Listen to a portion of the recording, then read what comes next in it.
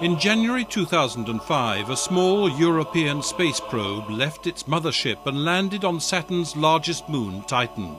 It was an immense technical achievement, the first ever landing in the outer solar system, a magical moment for everyone.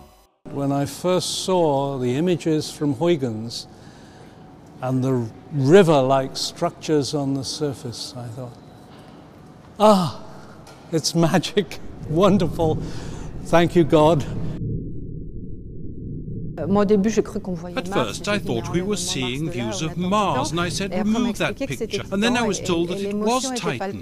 The emotion around us was very, very strong. We were so excited that it took us many weeks to recover. But it's an experience I wish that many young people and astronomers will live themselves one day. 6 years on, the joint ESA-NASA mission has opened a whole new window on the Saturn system, offering remarkable discoveries about its rings, about Titan, and the planet's 60 or so moons.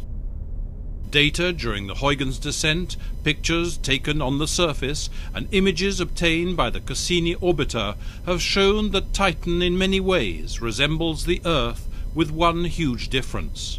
The liquid on Titan's surface is methane, which plays the same role as water on Earth. There are methane rivers and lakes. We have counted more than 1,000 lakes so far. And sometimes it rains, methane rain, and sometimes ethane as well. Titan has, in fact, all the kitchen ingredients of a prebiotic version of our own Earth at an early stage of its development.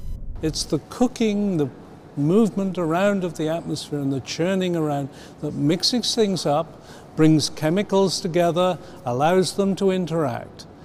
And that ultimately is what constructs life and things like us.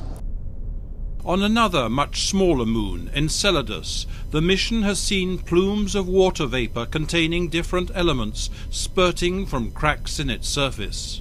The implication is that there's a heat source in the inside of Enceladus. And that's really very surprising because it's very small.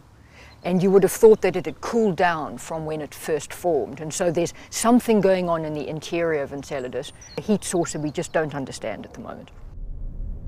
With liquid water being found so much further away in the solar system than previously thought, scientists are having to review their models. If water can be everywhere, then we'll have to restart our search for life and habitable zones throughout the solar system.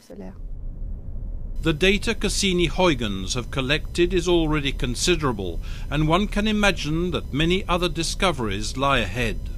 And so the orbiter's mission has now been extended until 2017.